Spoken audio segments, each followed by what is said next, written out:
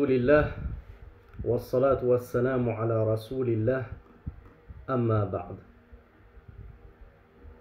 À votre avis, quelle est la deuxième cause du salut que le cheikh Abdurrazzaq al-Badr a évoquée? Ibn F m'a apporté la bonne réponse.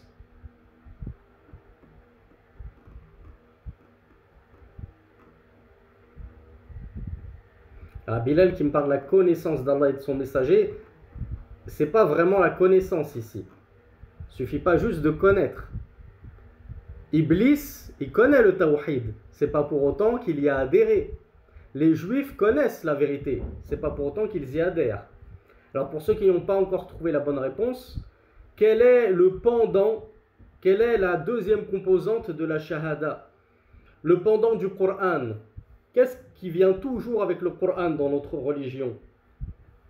Chez nous, les gens de la Sunna et du groupe, on dit toujours le Coran ou bien Al-Kitab ou As-Sunnah. Et qu'est-ce qu'on ajoute pour être encore plus précis que cela? Pour dire que nous réclamons du Coran et de la Sunna, mais pas de n'importe quelle manière, comme le font par exemple les chiites qui prétendent suivre le Coran et la Sunna, sauf qu'ils suivent un Coran qu'ils prétendent être falsifié et une Sunna qui prétendent être uniquement prise des Ahlul Bayt.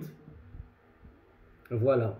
Nous on dit, les gens de la Sunna et du groupe disent, nous suivons le Coran, Al-Kitab, le livre, la Sunna, bifahmi salafil umma, selon la compréhension des salafus salih, des pieux prédécesseurs, les trois premières générations de l'islam.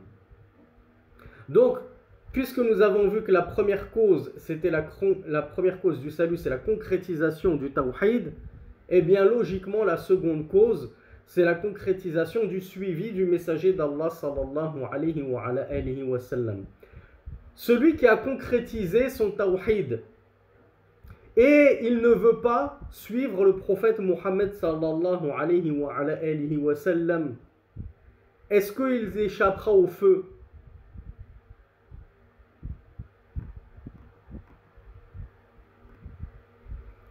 Alors vous m'avez tous dit non.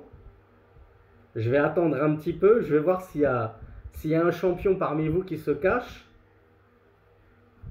Parce que c'était une question piège.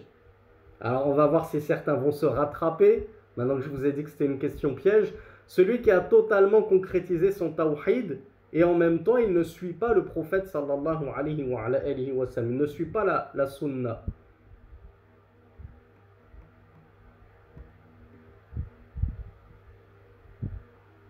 Alors peut-être que Sana m'a apporté la bonne réponse, mais qu'elle s'est mal exprimée. Bravo à Ibn F qui s'est rattrapé. Voilà, Lilia me dit que c'est contradictoire. Moussa me dit que c'est impossible. Comment prétendre avoir concrétisé son tawhid, le monothéisme d'Allah subhanahu wa ta'ala? Et comme on l'a vu, parmi les manquements du tawhid, il y a les péchés, et qui plus est les péchés majeurs. Comment prétendre monothéiser Allah subhanahu wa ta'ala lorsque Allah azza wa jal te dit dans plusieurs versets du Coran et suivez Allah et suivez le messager et obéissez à Allah et obéissez au messager. Et toi tu prétends être monothéiste alors que tu désobéis à Allah subhanahu wa ta'ala lorsqu'il te demande de suivre son messager. Voilà pourquoi la plupart des savants, en tout cas je me permets de dire la plupart parce que je n'ai encore jamais vu de savants qui avaient fait rentrer les coranistes parmi les gens de l'islam. Les savants comme Ibn Baz nous disent que les coranistes sont des mécréants. Ils ont mécru puisqu'ils ont rejeté la moitié de la religion qui est la sunna du messager d'Allah sallallahu alayhi wa sallam. Pour quelle raison? Ça c'est leur problème. Qui disent non mais on ne rejette pas vraiment le prophète sallallahu alayhi wa sallam, on le suit, on y croit, c'est juste vos ahadiths écrits par les hommes qu'on rejette. Donc vous dites mais comment vous voulez suivre le prophète sallallahu alayhi wa sallam autrement que par ces paroles qui nous ont été léguées par ces chaînes de transmission qui composent aussi bien les hadiths que le Coran. Vous croyez au Coran alors que le Coran nous est venu par l'intermédiaire de ces chaînes de transmission jusqu'au prophète sallallahu alayhi wa sallam. Eh bien ce sont ces mêmes chaînes de transmission qui garantissent la fiabilité des ahadiths. Donc voilà pourquoi les coranistes ont mécru, parce qu'ils n'ont pas suivi le prophète sallallahu alayhi wa sallam, peu importe leurs prétentions. Est-ce que je me permettrai de vous reciter une énième fois ce vers de poésie que j'affectionne tout particulièrement? Kullun yadda'i waslan bi Layla wa Layla la tuqirru lahum bidhaka. Tous se réclament d'une certaine proximité avec Layla, mais Layla ne leur reconnaît pas cela. Donc toi tu te réclames de l'islam authentique, tu te réclames du messager d'Allah sallallahu alayhi wa sallam, mais le messager d'Allah lui-même se désavoue de toi. Tout comme Jésus se désavouera de ceux qui l'ont pris pour Dieu et ceux qui l'ont divinisé. Eh bien, comme on le verra, le messager d'Allah va se désavouer de tout coraniste qui a innové après lui cette innovation qui est le coranisme, qui prétend qu'il nous suffit le Coran pour pouvoir adorer Allah subhanahu wa ta'ala. Comme si ce n'était pas Allah azza wa jal lui-même qui avait dit, parce qu'ils prétendent que le Coran est détaillé en toutes choses. Comme l'a dit Allah subhanahu wa ta'ala, nous avons détaillé toutes choses dans le Coran. Mais est-ce que ça veut dire que la recette de la bouillabaisse, du bœuf bourguignon, il se trouve dans le Coran? Est-ce que ça veut dire que la création des étoiles, elle se trouve dans le Coran?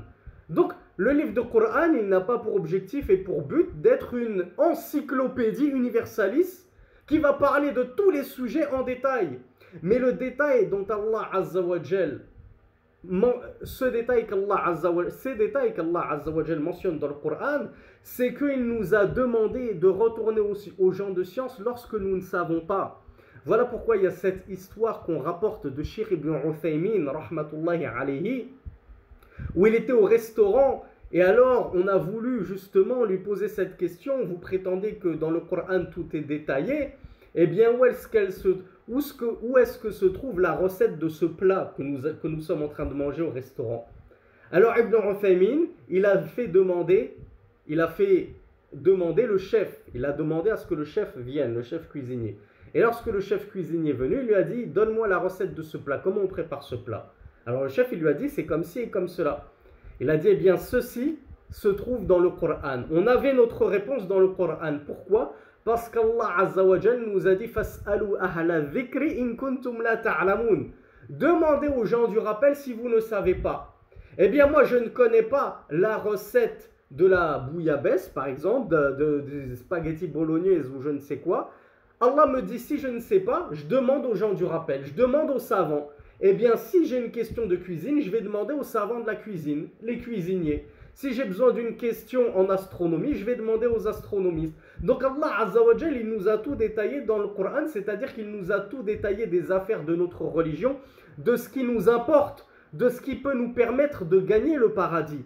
Maintenant, pour tout le reste, qui n'a aucun lien avec notre salut justement et la recherche du paradis, Allah Azza wa Jal nous a donné des règles qui nous permettent même via ces règles de connaître ce dont on a besoin de connaître, comme par exemple aller demander aux gens du rappel, aller demander aux savants si vous ne savez pas.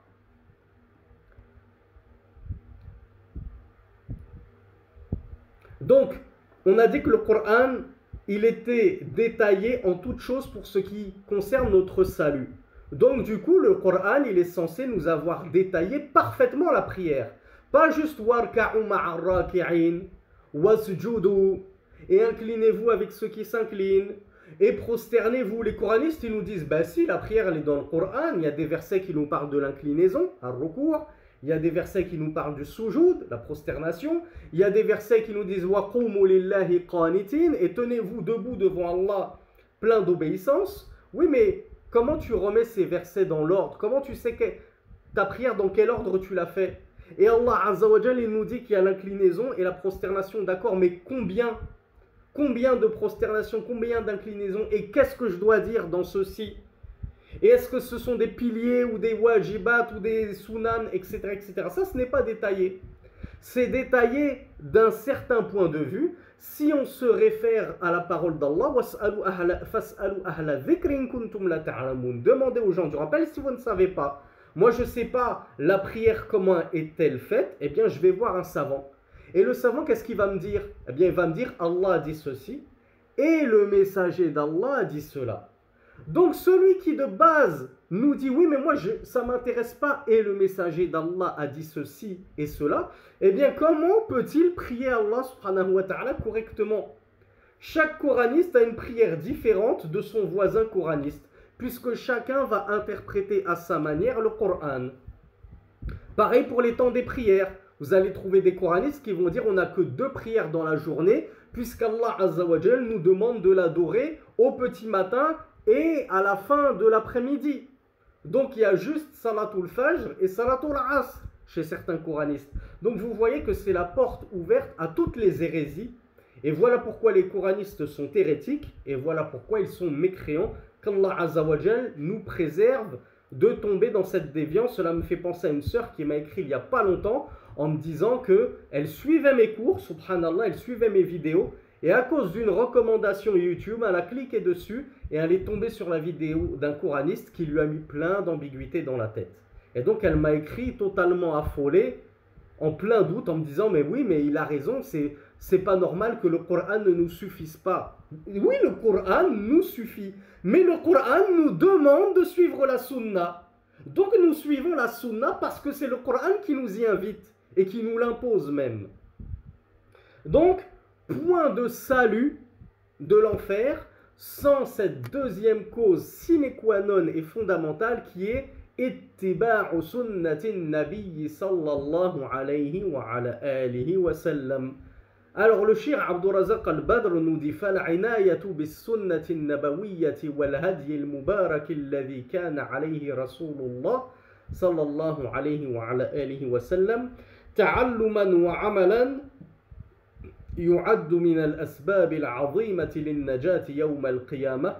ولهذا قال الإمام مالك بن آنس رضي الله عنه ورحمة الله عليه من أراد النجاة فعليه بكتاب الله وسنة نبيه صلى الله عليه وعلى آله وسلم.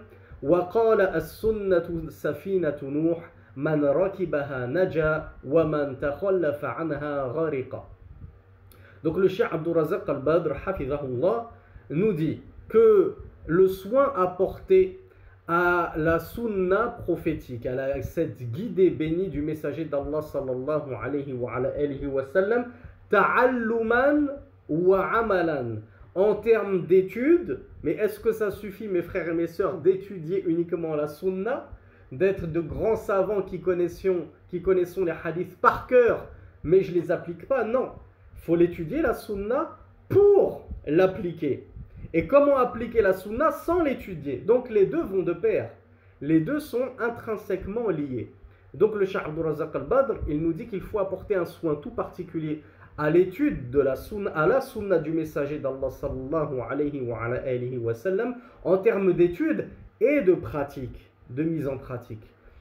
Et ceci fait partie des causes les plus immenses du salut au jour de la résurrection, à tel point que l'imam Malik, rahmatullahi alayhi, disait quiconque souhaite le salut alors qu'il s'accroche au Coran, au livre, et à la sunna, au livre d'Allah, et à la sunna de son prophète sallallahu alayhi wa sallam. De la même façon qu'on trouve l'imam Malik qui nous disait la sunna. Alors savez-vous comment l'imam Malik avait comparé la sunna du messager d'Allah? Ils sont où nos amis malikites? Qu'est-ce que votre imam Malik avait dit pour comparer la sunna du messager d'Allah?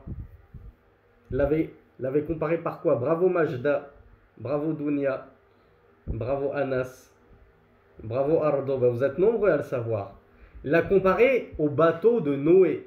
Il a dit la sunna, c'est le bateau de Noé. Quiconque va monter dans le bateau de Noé, et quiconque va monter et va adhérer à la sunna, Naja, il sera sauvé, comme ceux qui ont embarqué avec Noé sur son bateau.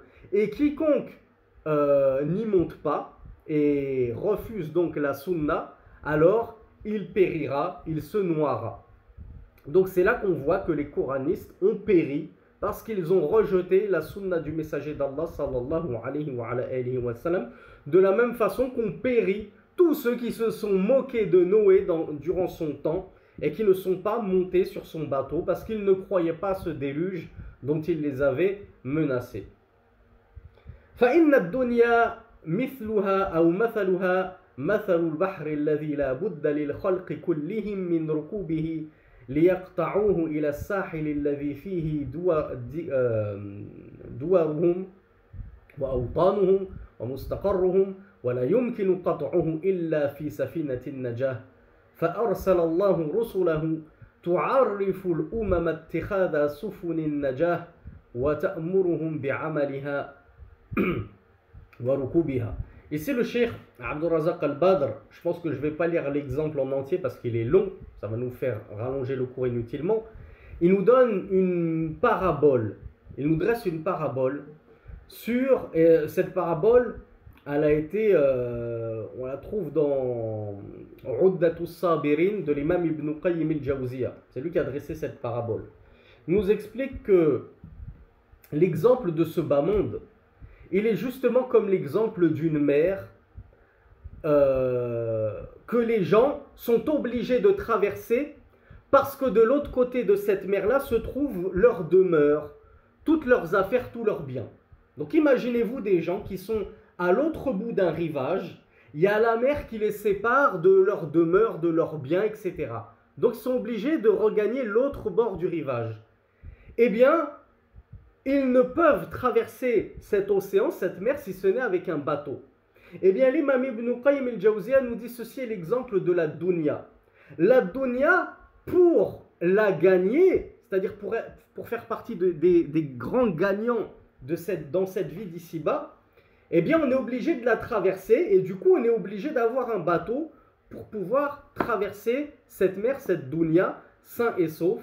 Et il nous explique que ce bateau, ce n'est ni plus ni moins que la sunna du messager d'Allah sallallahu alayhi wa sallam. D'ailleurs, elle nous dit que Allah subhanahu wa ta'ala a envoyé ses messagers pour que chacun de ces messagers transmette sa sunna à son peuple pour leur apprendre, pour leur indiquer la voie du salut, justement. La voie du salut qui est donc l'obéissance à Allah subhanahu wa ta'ala et l'obéissance à ses messagers. Point de salut pour celui qui dit moi je crois en Allah subhanahu wa ta'ala seul et sans associé, mais je ne crois pas en son messager Muhammad sallallahu alayhi wa sallam, qui me donne un exemple de personnes qui prétendent croire en Allah seul, sans associé, mais qui ne veulent pas ajouter foi en son dernier messager en l'occurrence. Alors Quraysh, non. Quraysh, justement, c'était des associateurs. Alors on parle des juifs et des chrétiens. Effectivement, les juifs et les chrétiens, ce sont les plus connus. Parmi ceux qui prétendent n'adorer qu'un seul Dieu, sachant qu'on l'a déjà dit à plusieurs reprises, les chrétiens adorent 3 dieux, et même plus, puisque lorsque vous entrez dans leurs églises, ne le faites pas, mais pour ceux qui sont déjà rentrés dans une église ou une cathédrale, ils ont vu que les chrétiens avaient bien plus que 3 dieux. Ils ont des saints qu'ils invoquent en dehors d'Allah subhanahu wa ta'ala. Et qui nous rappelle ce que c'est que l'invocation? Pour ceux qui ont assisté au séminaire dans la Aqidah et aux playlists dans la Aqidah, bravo. L'invocation, c'est l'adoration. Lorsque tu invoques quelqu'un, bil ghaib, c'est-à-dire que tu l'invoques à distance. Hein. Je ne suis pas en train de dire que j'ai invoqué, c'est-à-dire dans le sens j'ai appelé mon ami pour qu'il vienne me donner un coup de main pour changer une roue. Non, invoquer quelqu'un pour la délivrance d'un mal ou la survenue d'un bien, alors que cette personne est absente, par exemple, ou qu'elle n'est même pas capable de te donner un tel bien, puisque seul Allah Azza wa Jal est capable de donner un tel bien, comme par exemple des enfants, eh bien, si tu l'invoques, eh bien, tu l'as divinisé. Parce que diviniser, ça veut dire adorer. Donc voilà pourquoi les chrétiens, en réalité, ils ne sont pas trinitaires. Ils sont décuplaires ou centuplaires ou milléaires. Ils ont je ne sais combien de divinités, puisque chaque saint, Saint Michel, il l'adore pour ceci, Saint Patrice, le saint patron des je sais pas quoi, etc. Donc les chrétiens adorent plusieurs dieux, et les juifs ont pris leur rabbin pour des divinités, comme nous l'expliquait le messager d'Allah sallallahu alayhi wa sallam, puisqu'ils les suivent dans tout ce qu'ils leur disent. Ils leur rendent halal le haram, ils leur rendent haram le halal, et alors ils les écoutent sans broncher. Donc ils en ont fait des arbab, des seigneurs en dehors d'Allah subhanahu wa ta'ala. Mais admettons, eux ils disent non, on n'adore qu'un seul Dieu. On n'adore que Yahvé. Ils l'appellent Yahvé, ils l'appellent le Père, ils l'appellent comme vous voulez. Mais dans tous les cas, vous ne suivez pas le messager d'Allah, le dernier des messagers, Muhammad sallallahu alayhi wa sallam. Donc même si votre tawhid, le fait de rendre toutes les divinités, le fait de concéder toute la divinité à Allah seul, même si ça vous le prétendiez avec votre langue et que vous n'aviez pas toutes ces statues, que vous ne preniez pas les rabbins pour divinité en dehors d'Allah, à partir du moment où vous ne voulez pas ajouter foi en la prophétie de Muhammad sallallahu alayhi wa sallam, cela suffit à ne pas faire de vous des croyants. Est-ce que cette dernière phrase que je viens de dire, elle vous fait penser à un compagnon du messager d'Allah sallallahu alayhi wa sallam? J'avoue que c'est une question un peu difficile parce que tout le monde n'est pas censé le savoir. Alors non, c'est pas Abu Bakr. Il y a un compagnon qui s'était opposé au messager d'Allah sallallahu alayhi wa sallam toute sa vie. Et c'est seulement lors de Fathu Mecca, la conquête de la Mecque, qu'il a embrassé l'islam. Mais il a embrassé l'islam en 2 temps. Bravo à Moussa Sissoko qui a trouvé la bonne réponse. Alors MJ m'a dit Sofiane. Elle a oublié juste un petit mot avant Sofiane. Bravo à Imran. Effectivement, c'est Abu Sufyan. Abu Sufyan, quand il a vu la gloire du messager d'Allah sallallahu alayhi wa sallam à Fathu Makkah, le messager d'Allah sallallahu alayhi wa sallam qui avait fait exprès de le prendre avec lui, Abu Sufyan, sur une haute falaise de la Mecque pour qu'il contemple la prise de conquête de la Mecque par les musulmans, et tout ça sans effusion de sang. Il a été, comme on le dit en français, mis devant le fait accompli. Forcément, si Allah a donné le triomphe à Muhammad sallallahu alayhi wa sallam, c'est que l'islam est la religion de vérité. Donc Muhammad sallallahu alayhi wa sallam lui avait proposé d'embrasser l'islam et donc de prononcer la shahada. Donc il a dit oui, maintenant j'atteste qu'il n'y a d'autre Dieu qu'Allah. Quant à ta prophétie, j'ai encore quelques doutes. Eh bien ce doute-là sur la prophétie de Muhammad sallallahu alayhi wa sallam avait empêché à ce qu'il soit devenu musulman sur le coup. Alors qu'il avait dit la ilaha illallah. Maintenant oui, je crois que la ilaha illallah. Toutes ces divinités qui étaient autour de la Kaaba n'ont pas réussi à protéger la Kaaba et les polythéistes et les associateurs de la Mecque contre le triomphe de Muhammad sallallahu alayhi wa sallam et sa victoire et sa conquête. Mais il avait encore des doutes sur la prophétie de Muhammad sallallahu alayhi wa sallam, doutes qui se sont très rapidement estompés, et il a fini par attester la double attestation de foi, et alors là, enfin, rentrer dans l'islam, radiyallahu anhu. Donc, ce n'est pas pour rien qu'on parle de double attestation de foi, mes frères et mes sœurs. Il ne suffit pas juste de dire la ilaha illallah et c'est bon, on est rentré dans l'islam. Il faut également ajouter foi en le dernier messager, Muhammad sallallahu alayhi wa sallam. Sinon, quelle différence entre les juifs et les chrétiens qui prétendent justement n'adorer qu'un seul Dieu et qui prétendent que leur religion est une religion monothéiste.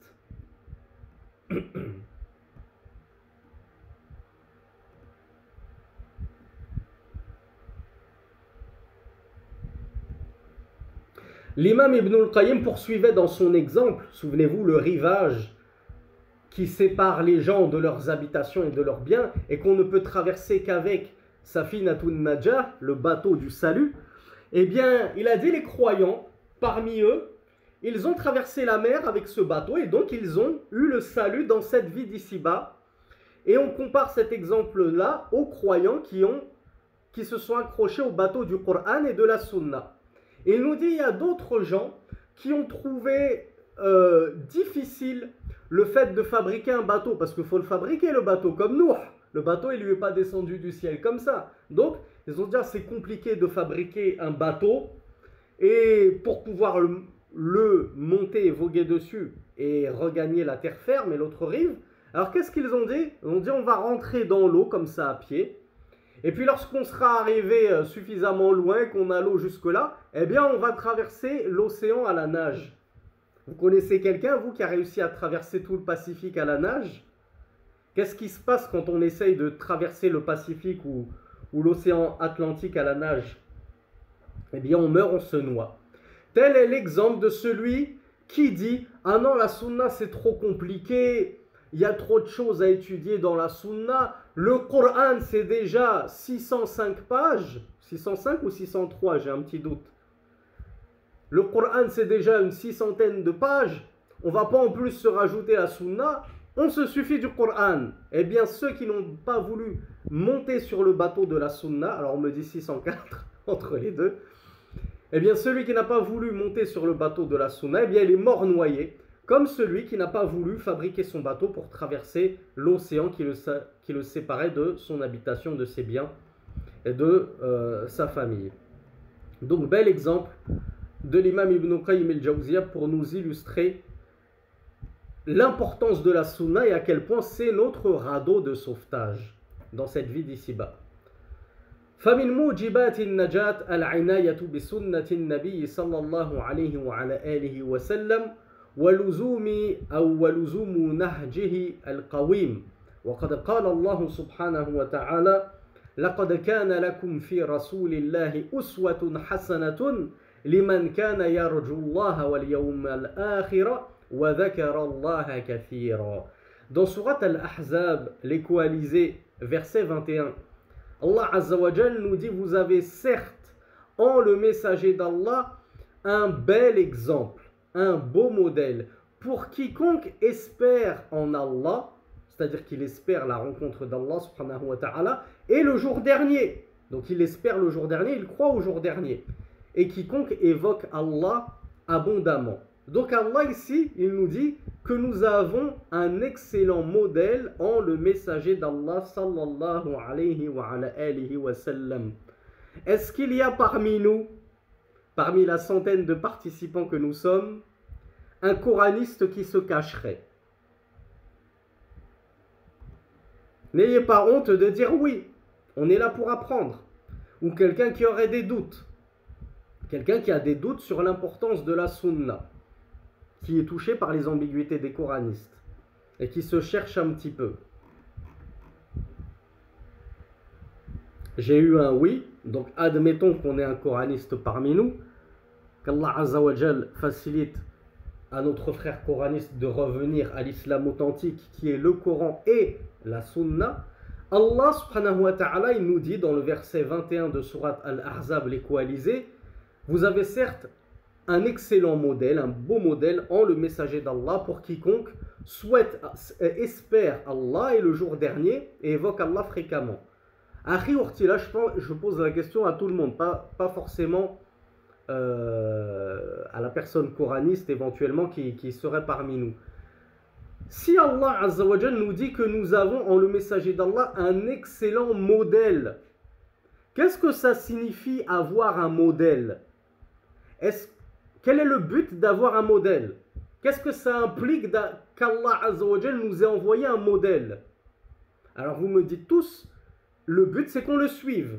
On est d'accord. Même notre ami coraniste nous dira, mais moi je suis à Rasulullah. Je ne le contredis pas, je ne m'oppose pas à lui. Je suis Rasulullah et effectivement c'est mon modèle. Sallallahu alayhi wa sallam. Mais on lui demande, est-ce que ce verset, Allah, il l'a fait descendre spécialement pour les compagnons du messager d'Allah sallallahu alayhi wa sallam, qui de base suivaient déjà le prophète sallallahu alayhi wa sallam? Est-ce qu'il fait partie de la sagesse d'Allah subhanahu wa ta'ala et de son intelligence ultime et infinie de s'adresser à des gens en leur disant vous avez un excellent modèle à suivre alors qu'ils suivent déjà ce modèle-là? Si je vois mon fils en train de boire de l'eau, est-ce que je vais lui dire tu as une excellente boisson en l'eau pour t'hydrater l'été, alors qu'il est déjà en train de boire? Ça, c'est ce qu'on appelle min babi tahsil al-hasil. C'est-à-dire c'est quelque chose, c'est comme du abath, c'est comme de la futilité de dire à quelqu'un que ce qu'il fait est bien alors qu'il est déjà pas de dire que ce qu'il fait bien, de lui enjoindre à faire quelque chose qu'il est déjà en train de faire. Ça n'a aucune logique. Donc Allah ici, forcément qu'il s'adressait à autres que ceux qui suivaient déjà le messager d'Allah sallallahu alayhi wa sallam. Vous allez me dire, donc il s'adressait aux contemporains du messager d'Allah sallallahu alayhi wa sallam, autres que ses compagnons. Allah voulait leur dire, il faut suivre ce messager que je vous ai envoyé. D'accord, admettons, le Coran, Allah il l'a révélé pour qu'il soit un guide pour l'ère et la communauté des Arabes d'il y a 1445 ans ou plus, ou bien Allah Azza wa Jal a envoyé le Coran comme guide pour l'humanité tout entière et pour les temps tout entiers. Déjà géographiquement, mes frères et mes sœurs, l'islam et le Coran, c'est la religion des Arabes et le livre des Arabes, ou c'est une religion qui doit être embrassée par l'humanité tout entière. Et le Coran s'adresse à l'humanité tout entière. On est d'accord? Rahmatan lil alamin. C'est une miséricorde pour les mondes. Et qu'est-ce que ça veut dire pour les mondes, mes frères et mes sœurs? Pour l'Asie, l'Afrique, l'Océanie, l'Europe, l'Amérique? Non. Les mondes, c'est-à-dire pour les djinns et même pour les hommes. Pour les hommes et même pour les djinns. Donc imaginez-vous, si le Coran et que l'islam c'est la religion qui doit être embrassée par l'humanité tout entière, où que tu te trouves sur terre, tu es obligé d'adhérer à l'islam. Tu es obligé de suivre ce Coran. Même si tu n'es pas un homme parmi les humains et que tu es un djinn, tu es obligé de suivre le Coran ou la Sunna. Donc on le voit bien que le Coran, c'est un livre qui a été déjà révélé pour l'humanité, avec un grand H. Donc on voit que géographiquement, ça ne peut pas se limiter aux Arabes de Quraysh et ça ne peut pas se limiter aux Arabes de la péninsule arabique. Vous allez me dire, d'accord, Allah, dans ce verset, il ne s'adressait pas aux compagnons, il s'adressait aux infidèles de la péninsule arabique. Non, Allah Azza wa Jal, dans ce Coran, il s'adresse à tout le monde, à l'humanité, aussi bien les hommes que les djinns. Et donc, du coup, si on brise la barrière, cette barrière géographique, si on brise ces frontières qui nous séparent en termes de continents et de pays, il faut aussi briser les limites de temps. Car Allah subhanahu wa ta'ala fait de son Coran la dernière des révélations. Même les coranistes le reconnaissent, sachant que les coranistes, ils ne croient même pas au Dajjal. Et si je ne m'abuse, les coranistes ne croient même pas au retour de Jésus, si je ne m'abuse. Donc déjà nous, on croit au retour de Jésus, et pourtant on dit lorsque Jésus reviendra, alayhi salatu wassalam, il jugera bil Qur'ani wa sunnah. Il ne jugera pas avec son livre à lui. Comment il s'appelle déjà le livre de Jésus en arabe, qui nous le rappelle?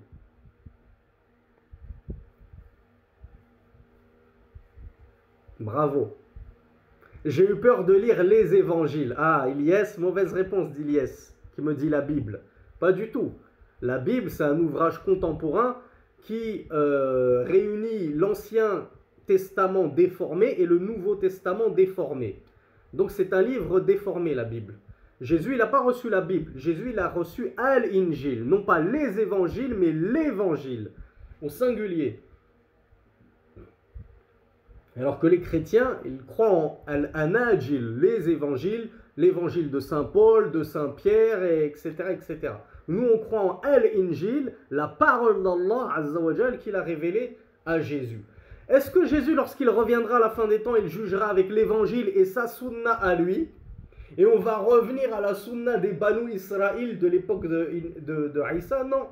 Jésus, il va prendre le Coran et la sunna de Muhammad ibn Abdullah sallallahu alayhi wa sallam. Voilà pourquoi, malgré que nous croyons au retour de Jésus, nous persistons et signons le Coran, c'est la dernière des révélations. Il n'y aura plus de révélations après le Coran, plus de nouvelles révélations, plus de sunna après la sunna du messager d'Allah sallallahu alayhi wa sallam. Le Mahdi, que nous attendons, le guide, le chef spirituel des musulmans qui viendra à la fin des temps et qui combattra le Dajjal avec Isa alayhi salatu wassalam, lui-même jugera par le Coran et la Sunna. Donc si c'est la dernière des révélations qui est destinée à perdurer, lorsqu'Allah Azza wa Jal s'adresse aux gens dans le Coran et qui dit « Ya ayyuhalladhina amanu » Ya ayyuhan nas, ô vous qui avez cru, ô vous les gens, il s'adressait à l'humanité d'il y a 1400 ans, ou il s'adresse à tout le monde. Udkhulu fis-silmi kaffa, entrez dans l'islam tous autant que vous êtes. Donc Allah subhanahu wa ta'ala, il s'adresse dans le Coran à tous les hommes et les djinns sur tous les continents, sur toute la planète Terre et pour toutes les époques. Voilà pourquoi le Coran est un livre aussi important, sacré, que c'est le meilleur de tous les livres. Puisque qu'est-ce qui différencie le message de Muhammad, sallallahu alayhi wa sallam, du message des autres prophètes, comme il l'a expliqué lui-même dans un hadith. Alors, Maria m'a donné la moitié de la réponse. Voilà. Darmouche aussi, il m'a fait une réponse en langage SMS, mais on va dire qu'on l'accepte. Rasulullah sallallahu alayhi wa sallam m'a dit, Allah Azza wa Jal m'a donné 5 spécificités. Parmi elles, Jawami'ul Kalim, le fait qu'en très peu de mots il arrivait à exprimer des choses incroyables, qu'Allah Azza wa Jal avait fait pour lui de la terre une mosquée et une purification. Et il a dit, et on m'a envoyé, Allah m'a envoyé à l'humanité tout entière, à tous les gens, alors que tous les prophètes avant moi étaient envoyés exclusivement à leur peuple.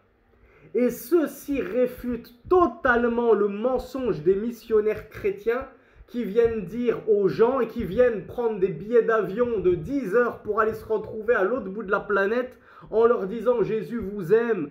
On est venu vous propager la bonne parole. Mais la bonne parole, Al-Injil, parce que Al-Injil, dans la langue araméenne de Jésus, ça signifiait la bonne annonce. La bonne annonce de quoi, à votre avis, mes frères et mes sœurs? C'est quoi cette bonne annonce que contenait Al-Injil? Bravo. C'était la bonne annonce du paradis à quiconque suivra Jésus. Dans le christianisme, c'était quoi déjà la religion de Jésus? Le judaïsme ou le christianisme? Puisque Jésus était un prophète juif. Oh, ça va. Ah, j'ai quand même réussi à en piéger un. Je me disais, vous êtes trop fort, j'ai piégé personne, j'en ai piégé un. La religion de Jésus, c'était l'islam, c'était pas le christianisme. Le christianisme, c'est une religion, on a dit... c'est quoi le contraire de monothéiste? Polythéiste, pardonnez-moi, j'en perds les mots les plus simples. Le christianisme, c'est une religion polythéiste, comme nous venons de le voir. Donc Jésus ne pouvait pas être sur le christianisme. Jésus était sur l'islam. D'ailleurs, tous les prophètes étaient sur l'islam. Il faut le savoir, mes frères et mes sœurs, c'est un point de dogme fondamental que nous avons, nous les gens de la Sunna du groupe, c'est que tous les prophètes sont des frères. Ils ont une seule et même religion, al-Islam, la soumission à la volonté d'Allah subhanahu wa ta'ala, le monothéisme pur. Mais qu'est-ce qui les différenciait, ces prophètes? S'ils avaient tous la même religion, par quoi est-ce que s'opérait la différence entre eux? Bravo, bravo à mes frères et mes sœurs qui avaient la bonne réponse, vous êtes nombreux, je suis très content. Ils se différenciaient par le biais de leur shara'i'a, par le biais de leur législation. Chacun avait une législation propre. Éventuellement, certains d'entre eux avaient des livres. Selon Ibn Uthaymin, rahmatullahi alayhi, tout messager a reçu un livre. Allahu a'lam si c'est l'avis le plus juste. Mais donc c'est ça qui fait la différence entre prophète et messager. Le prophète, il n'était pas obligé de transmettre sa charia et il rappelait la charia antérieure. Et le messager, lui, il avait une charia qu'il devait transmettre. Donc c'était comme ça, ils avaient tous la même religion, l'islam, donc ils étaient tous musulmans, mais chacun adorait Allah avec une charia propre, une législation propre.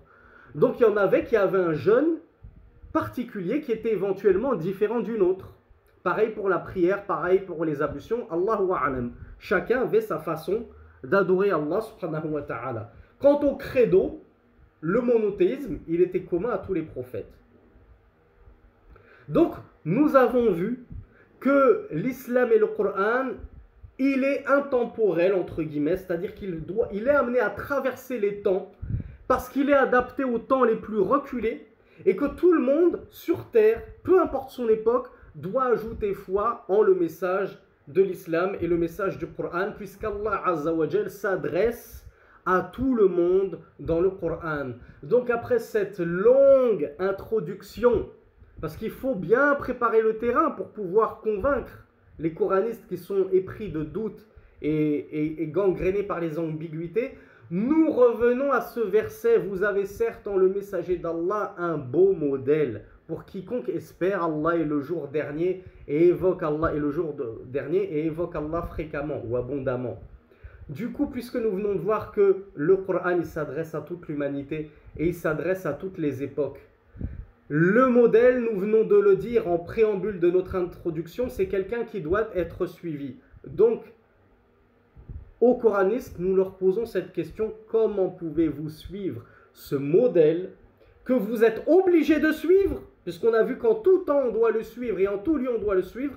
Comment pouvez-vous suivre ce modèle à Rasulullah sallallahu alayhi wa sallam autrement que par le biais de cette sunna que nous avons hérité? Comment? Qui me rappelle? On vient de l'expliquer comment on a hérité de cette sunna. Bravo Alcal. Qui d'autre qu'Alcal a la bonne réponse? Rassurez-moi, tout le monde doit avoir la bonne réponse, mes frères et mes sœurs. Vous devez être en mesure d'argumenter. Faut pas que vous doutiez, mes frères et mes sœurs. Vous devez être à la bayyinatin min al-amr. Vous devez reposer sur de la fermeté dans vos fondements et de la stabilité. Donc je veux une réponse collégiale. Comment est-ce que la sunna nous est parvenue? Par les ahadiths, par les chaînes de transmission. Le Coran, comment il nous est parvenu, mes frères et mes sœurs?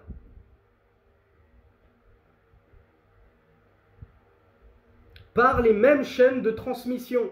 Quiconque rejette le hadith en prétendant que ce sont des hommes qui les ont écrits, on leur dit non, les hommes l'ont écrit, compilé à l'écrit, de la même façon que le Coran a été compilé par écrit. Ce sont d'abord des révélations orales. Allah Azza wa Jal a révélé le Coran à Jibril, qu'il l'a révélé à Muhammad sallallahu alayhi wa sallam oralement, qui lui-même l'a révélé à ses compagnons oralement. Puis suite à cette révélation orale, eh bien, il le retranscrivait par écrit. C'était pareil pour les ahadiths.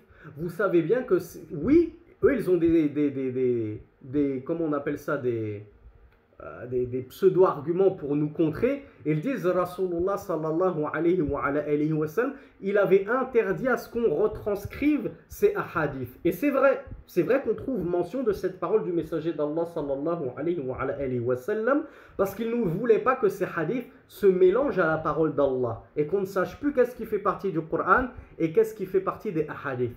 Cependant, il y avait des compagnons qui compilaient quand même le hadith, comme ça a été rapporté d'Abu Huraira, qui avait des feuillets dans lesquels il compilait les hadiths. Mais quoi qu'il en soit, qu'est-ce que ça change à partir du moment où on a dit que c'est une transmission orale? Mes frères et mes sœurs, pensez-vous que si le Coran il n'avait pas été retranscrit à l'écrit, il aurait été perdu? Pensez-vous que le Coran aurait disparu et que on serait dans la même situation que les juifs et les chrétiens? Non. Pourquoi? Parce qu'on a dit que d'abord c'est une transmission orale. Les gens se le transmettent oralement. J'ai entendu ce verset, je le grave dans mon cœur, puis je le répète. Et sur terre, nous avons des centaines de milliers de huffaz. Et ça ne cesse. La terre ne cesse de contenir des mémorisateurs du Coran. De toute époque, il y aura toujours des mémorisateurs du Coran. Je dis des centaines de milliers, ça se trouve même qu'il y en a des millions.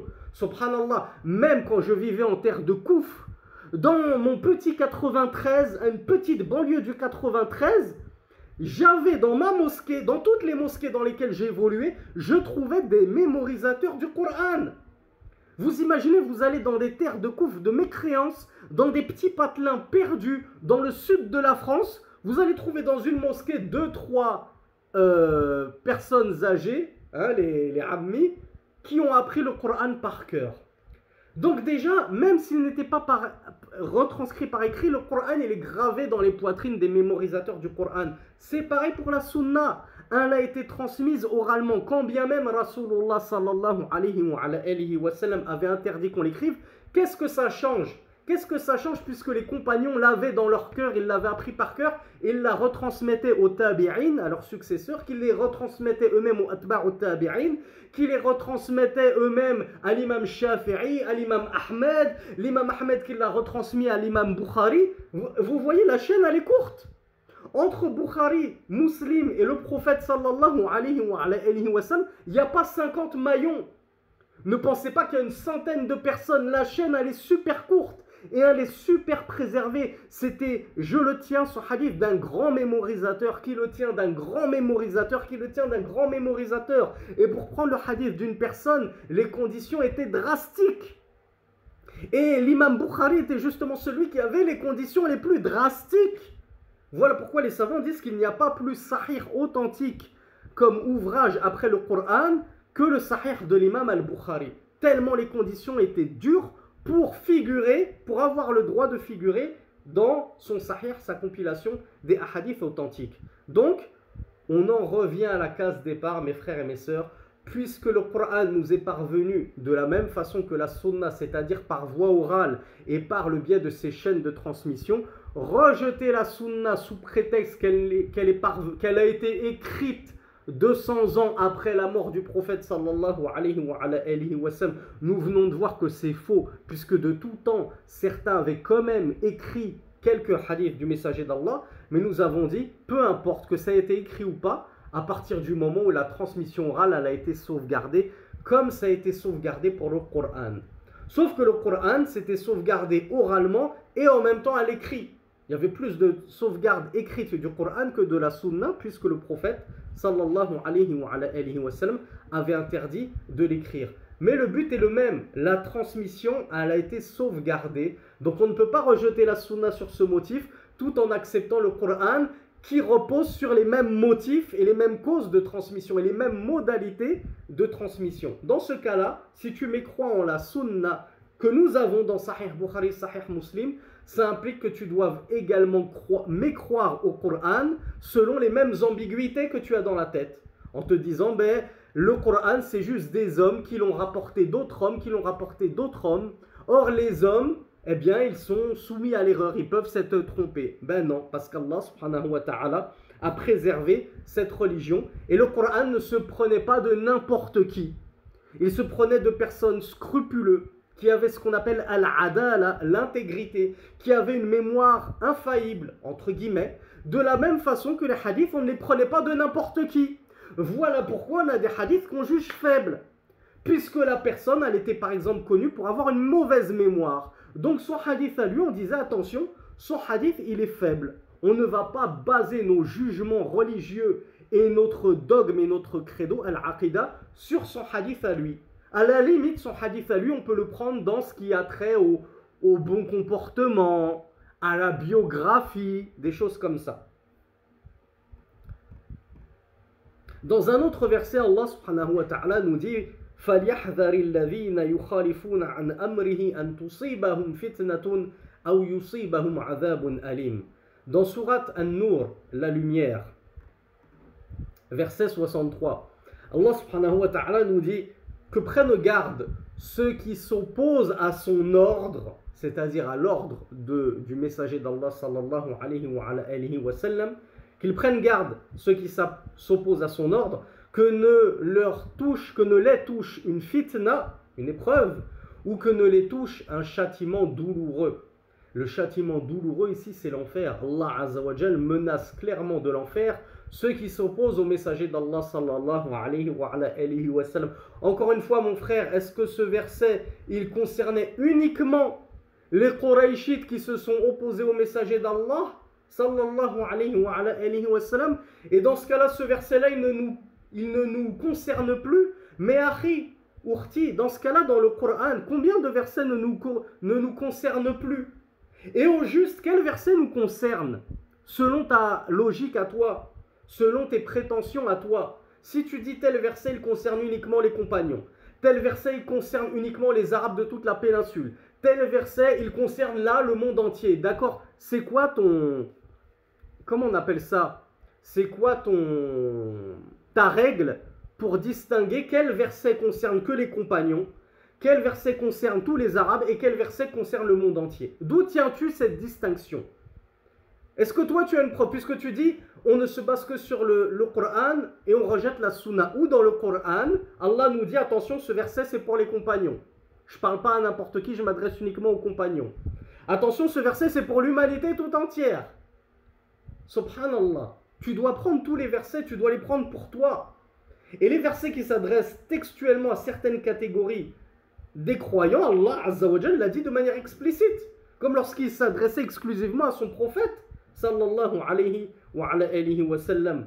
Ou comme lorsqu'il s'adressait directement aux compagnons du messager d'Allah, sallallahu alayhi wa sallam, en leur expliquant que les femmes du prophète, ce sont leurs mères. Nul ne peut épouser les femmes du prophète après lui. Là, on sait que oui, ça s'adresse exclusivement aux compagnons, puisque nous, de toute façon, c'est maintenant impossible qu'on puisse épouser l'une des femmes du prophète, sallallahu alayhi wa sallam.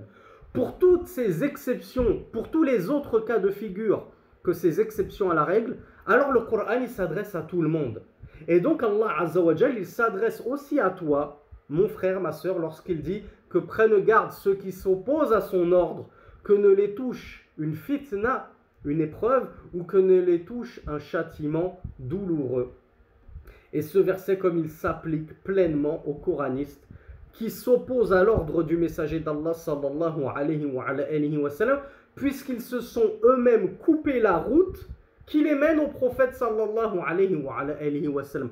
En rejetant les hadiths de leur vie, ils ont fermé la porte au nez du prophète sallallahu alayhi wa sallam, si je peux me permettre l'expression. Donc voilà pourquoi l'imam Ibn Qayyim al-Jawziyya rahmatullahi alayhi disait: le but à retenir de tout ça, c'est que proportionnellement à ton suivi du messager sallallahu alayhi wa sallam, tu auras la grandeur, la gloire, la suffisance et le secours dans ce bas monde. Et de la même façon que proportionnellement à ton suivi de la sunna du messager d'Allah sallallahu alayhi wa sallam, tu auras la guidée, la réussite et le salut.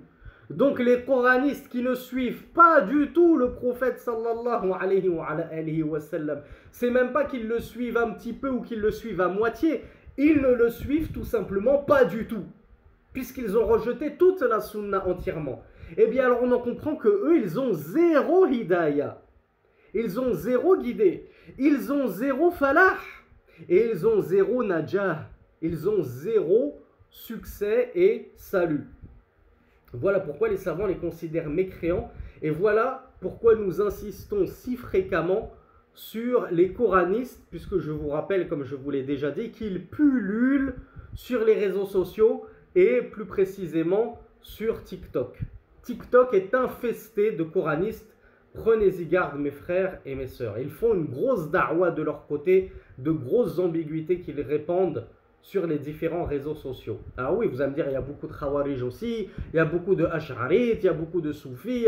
Oui, on est d'accord, beaucoup de Shia, mais les coranistes sont vraiment ceux qui font le plus grand matraquage à l'heure actuelle via leurs différentes plateformes.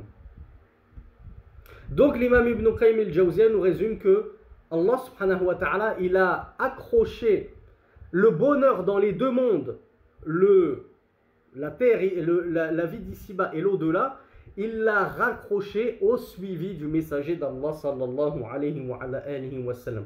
Donc point de salut à quiconque se sera opposé au messager d'Allah sallallahu alayhi wa sallam et n'aura pas suivi sa voie. Et du coup, Ibn al-Qayyim nous dit que le malheur dans les deux mondes, dans ce bas monde et dans l'au-delà, Allah Azza wa Jal l'a destiné à quiconque s'oppose au messager d'Allah sallallahu alayhi wa sallam.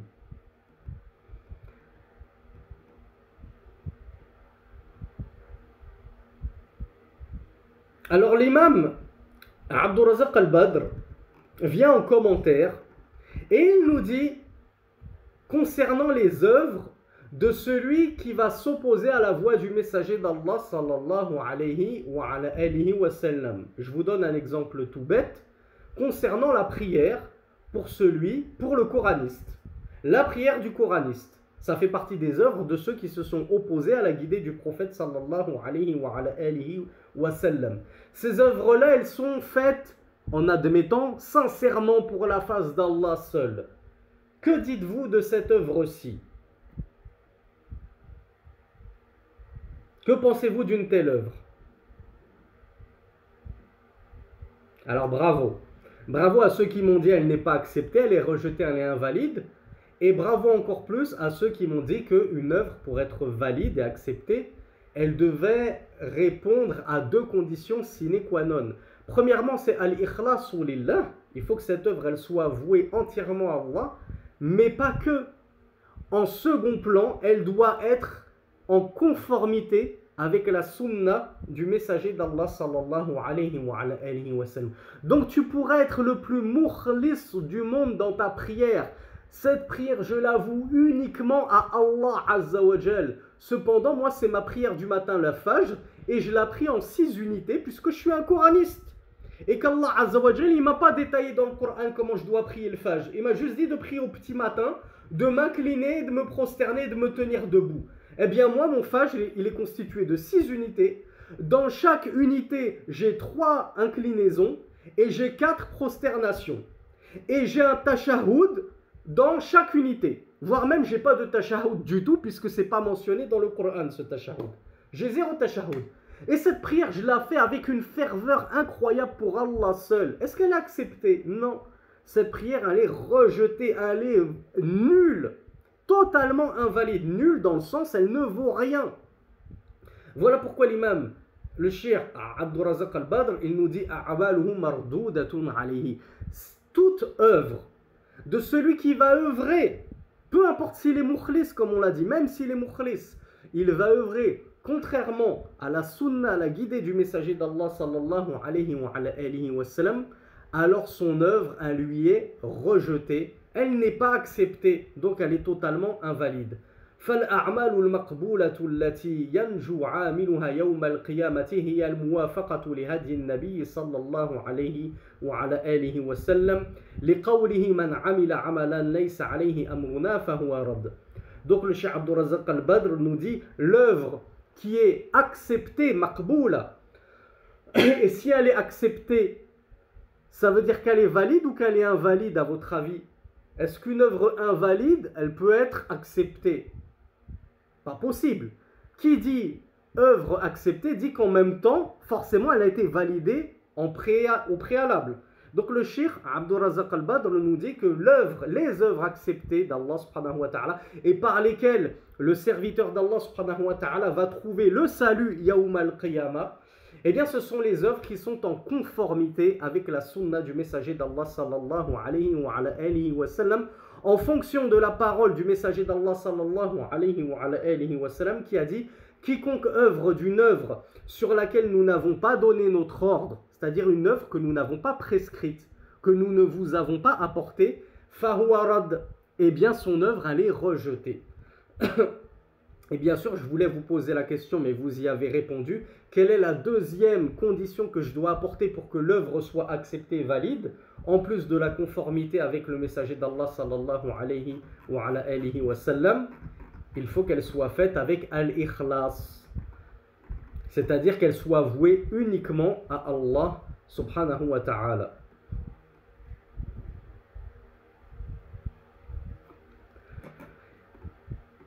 Du coup, est-ce que seuls les coranistes sont concernés ici par le rejet de leurs œuvres? Ou bien on peut employer un mot qui va englober toutes les catégories de ceux qui font partie? Alors vous me dites les chiites, les mécréants. Moi je veux, voilà, j'attendais Jibril, il m'a cité le mot que j'attendais. Saifillah aussi. Je répète, Saifillah et pas Saifullah. Prenez l'habitude de bien formuler vos kunyas. C'est des bases élémentaires dans la langue arabe. Mudaf, mudaf ilayhi.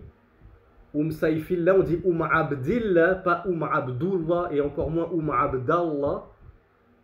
Pareil pour Abu Abdir Rahman et non pas Abu Abdur Rahman ou Abu Abdar Rahman. C'est comme si vous faisiez des fautes dans votre propre prénom. Moi, je m'appelle Sami et c'est comme si moi-même, j'écrivais Shami, alors que je m'appelle Sami. C'est juste pour vous que je le dis. C'est pas pour être méchant ou me moquer de vous. Donc, le mot que j'attendais, c'était les innovateurs, tout simplement. Puisque tout innovateur a contredit ce hadith du messager d'Allah sallallahu alayhi wa sallam, ou plutôt il est tombé en plein dans ce hadith du messager d'Allah sallallahu alayhi wa sallam qui a dit: quiconque œuvre d'une œuvre sur laquelle nous n'avons pas donné notre ordre, cette œuvre est rejetée. Tout innovateur, qu'est-ce qu'il fait? Il fait une innovation. L'innovation, c'est quoi? La définition même de l'innovation: une œuvre, une législation nouvelle qu'il pense va le rapprocher d'Allah subhanahu wa ta'ala, alors que le messager d'Allah sallallahu alayhi wa sallam ne la connaissait pas. Ni lui, ni même ses compagnons. La prière de 6 raka'a au Fajr, moi la sunna du Fajr, je la fais 6 raka'a parce que mon shir soufi, mon gourou soufi, il m'est apparu dans mon rêve et il m'a dit qu'il a rencontré le messager d'Allah sallallahu alayhi wa sallam. Et le messager d'Allah lui a dit dans son rêve: si tu pries 6 raka'a après l'adhan du Fajr et avant la prière du Fajr, tu seras en ma compagnie au Firdaus, sous le trône d'Allah. Alors tu vas mettre en pratique cette innovation. On te dit sur quoi est-ce qu'elle repose? Tu dis sur un rêve. C'est mon shir qui me l'a inspiré dans mon rêve. On te dit, nous, la science, c'est Qala Allah, Qala Rasulullah. Allah il a dit, Rasulullah il a dit. Et les salaf salih ont dit, puisque eux, ils s'accrochaient au Coran ou à Sunna. Mais la science, c'est pas mon gourou il m'a dit, mon shir il m'a dit. Même nous, les gens de la Sunna et du groupe, quand nos chouyours nous disent quelque chose et quand moi, votre professeur, je vous dis quelque chose, vous êtes en droit de me dire: d'accord, mais sur quoi te bases-tu? C'est quoi ta preuve? Apporte-nous la preuve. Vous n'êtes pas obligé de prendre pour argent comptant tout ce que les gens vous disent, quand bien même c'est un professeur en qui vous avez confiance. Donc les innovateurs, ils sont tombés en plein dedans, dans celui qui va faire quelque chose sur laquelle le messager d'Allah sallallahu alayhi wa sallam n'a pas donné son ordre. Donc du coup, on en comprend que les innovateurs n'ont pas suivi la guidée du messager d'Allah sallallahu alayhi wa sallam. Quelle conclusion pouvons-nous apporter à cela, mes frères et mes sœurs, pour conclure ce cours au sujet des innovateurs?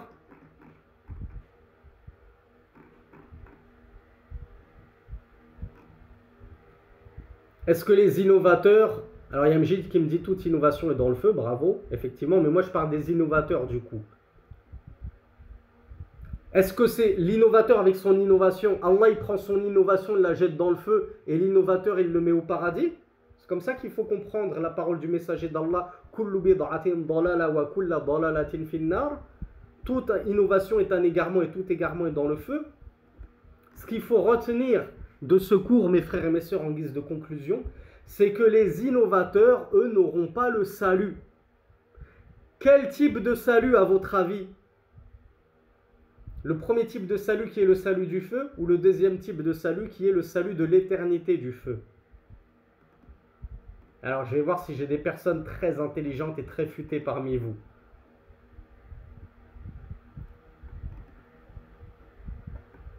Ah, vous êtes durs, hein? Il y a beaucoup de sœurs, notamment les sœurs. Les sœurs, elles sont dures finalement, hein? Elles sont plus dures que les frères. On pense toujours que les sœurs, elles sont plus douces que nous. J'ai l'impression que les sœurs qui nous suivent, elles sont énervées, hein? Il y a beaucoup de sœurs qui me disent: c'est l'enfer éternel pour l'innovateur. Mes frères, mes sœurs, j'ai pas eu la bonne réponse malheureusement. L'innovation, elle se distingue en deux catégories. Il y a l'innovation mukaffira, une bid'a mukaffira, c'est une innovation qui touche au koufr, une innovation qui te fait plonger dans le koufr. Et par cette innovation, tu es devenu mécréant. Donc lui, l'innovateur mécréant, forcément, il n'aura pas le salut contre l'enfer. Il y rentrera, il n'en sortira jamais. Et il y a des bid'a mufassiqa. Ce sont des innovations qui te rendent pervers. Pourquoi? Parce que tu as contredit la guidée du prophète sallallahu alayhi wa sallam sans pour autant tomber dans le koufr et la grande mécréance. Du coup, tu restes un musulman, mais tu as un mubtadi'. Et on en a plein dans notre communauté des Mubtadi'a. On a plein d'innovateurs dans notre communauté, mes frères et mes sœurs. Et vous, toutes mes sœurs qui ont dit ben, l'innovateur, sa place, elle est dans le feu éternel, ça veut dire que tous les Mubtadi'a de notre communauté, par exemple les Ash'aira, par exemple les Soufis, par exemple les ceci et cela, ils vont tous aller dans le feu éternel, ils n'en sortiront jamais. Vous imaginez le nombre de grands savants dont nous prenons la science de certains de leurs ouvrages qui étaient Mubtadi'a dans la croyance. Donc ces Mubtadi'a, ils n'auront pas le salut contre l'éternité du feu, mais on sait que leur destination finale, ce sera le paradis parce qu'ils étaient quand même musulmans. Mais à cause de leurs innovations, eh bien, ils n'auront pas le salut. Donc ils seront sous la volonté d'Allah Azza wa Jal, comme nous l'avions vu. Alors MJ me pose une bonne question, s'ils étaient Mubtadi'a, pourquoi on prend leurs ouvrages? Eh bien parce que c'était globalement des gens sur la sunna comme l'imam Ibn Hajar al-Asqalani par exemple, et comme l'imam al-Nawawi, dont le repentir d'ailleurs a été attesté de plus d'un, qu'il est revenu à la croyance des gens de la sunna et du groupe. Cependant, son explication de Sahih Muslim, tous les grands savants de la sunna en tirent bénéfice parce que oui, l'imam al-Nawawi a interprété des noms et attributs d'Allah dans son explication de Sahih Muslim. Cette interprétation des noms et attributs d'Allah, c'est une bid'a, c'est une erreur. Ça ne veut pas dire qu'on ne peut pas profiter de tout le reste de sa science qui était pleinement conforme à la science des salafus salih, à l'islam authentique. Donc les innovateurs sont potentiellement sous la menace d'un châtiment douloureux de la part d'Allah subhanahu wa ta'ala pour avoir contredit la guidée du prophète Muhammad sallallahu alayhi wa sallam.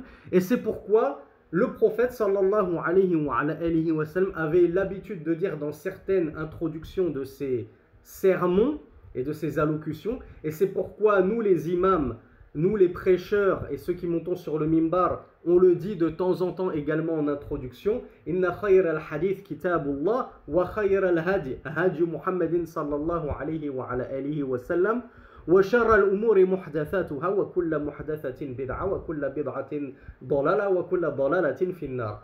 La meilleure des paroles, c'est le livre d'Allah. La meilleure des guidées, c'est la guidée de Muhammad sallallahu alayhi wa sallam. Les pires des choses sont al-muhdathat, les choses nouvelles, c'est-à-dire dans la religion, pas les choses nouvelles mondainement. Et toute bid'a, toute innovation, toute nouveauté dans la religion est un égarement. Et tout égarement est dans le feu. C'est-à-dire que tout innovateur est potentiellement dans le feu si Allah Azza wa Jal ne lui fait pas miséricorde. Je vais vous laisser parce que il y a encore juste deux petits éléments à voir, mais je pense que je vous ai assez retardé comme ça. Il y a plein de personnes qui me disent que c'est l'heure du Maghreb chez eux. Donc on verra la suite au cours de demain, Inch'Allah, avant de passer à la troisième cause du salut. هذا والله أعلم وصلى اللهم على نبينا محمد سبحانك اللهم وبحمدك أشهد أن لا إله إلا أنت أستغفرك وأتوب إليك. Alors juste pour répondre à la sœur Marseille 13 qui me demande un exemple de bid'a mukaffira, des bid'a qui te font tomber dans le koufr, ben c'est justement la bid'a du coranisme. Cette bid'a de dire le Coran seul nous suffit, ou la bid'a des jahmites qui était de rejeter les noms et attributs d'Allah complètement, ou la bid'a des qadarites, ceux qui ont rejeté le qadar, la prédestinée, etc., etc. Tout cela, ce sont des bid'a qui te font tomber dans la mécréance. Wa sallallahu ala nabiyyina Muhammad wa akhiru da'wana anil hamdulillahi rabbil alamin. Wassalamu alaykum wa rahmatullahi wa barakatuh.